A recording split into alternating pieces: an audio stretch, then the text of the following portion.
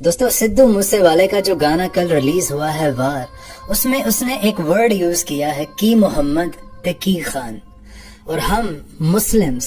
اس کو بہت ایموشنلی لے رہے ہیں کہ ہمارے خدا نخواستہ نبی پاک صلی اللہ علیہ وسلم کی توہین کی گئی ہے۔ دیکھیں اس ورڈ کو سمجھنے کے لیے اس نے ایسا ورڈ استعمال کیوں کیا، ہمیں ہسٹری میں جانا پڑے گا بجائے اس کے کہ ہم ایموشنل ہو کر سوچیں، کیونکہ اگر ایک حدیث آپ کو سناؤں کہ اعمال کا دار و مدار نیتوں پر ہے تو ہمیں پھر پیچھے ہسٹری میں جانا پڑے گا۔ ہسٹری میں یہ ہے کہ 1725 میں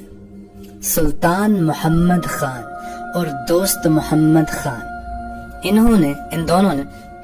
بہت سارے سکھوں ہندوؤں کا قتل عام کیا، اور اس دور میں جنہوں نے جنگ لڑی ان دونوں کے خلاف، سلطان محمد خان اور دوست محمد خان کے خلاف، ان کا نام ہری سنگھ تھا۔ تو سدھو موسے والے نے جو گانے میں ورڈ محمد استعمال کیا ہے وہ 1725 میں ہونے والے قتل عام کے خلاف جو اس نے جنگ لڑی تھی ہری سنگھ نے، اس کو انڈیکیٹ کر رہا ہے، نہ کہ ہمارے نبی پاک صلی اللہ علیہ وسلم کو۔ ہاں اس بات پر ہم غور کر سکتے ہیں یا ڈیبیٹ کر سکتے ہیں یا ڈیفینڈ کر سکتے ہیں کہ اس کو ورڈ محمد نہیں یوز کرنا چاہیے تھا، وہ سلطان بھی یوز کر سکتا تھا، وہ خان بھی یوز کر سکتا تھا۔ لیکن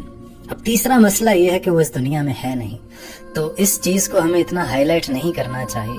کانٹیکسٹ کو سمجھنا چاہیے، کیونکہ اعمال کا دار و مدار نیتوں پر نہیں۔ اور میں نہیں یہ سمجھتا کہ سدھو موسے والے نے اس کانٹیکسٹ میں لکھا ہوگا کہ وہ ہمارے نبی پاک صلی اللہ علیہ وسلم کی توہین کر رہا ہوگا، کیونکہ تاریخ کچھ اور ہے۔ تاریخ ہمیں یہی بتاتی ہے کہ وہ جو پوری ویڈیو اگر آپ دیکھیں گے تو اس میں جنگ کا ہی ذکر ہے، اس میں سارے مظالم کا ہی ذکر ہے جو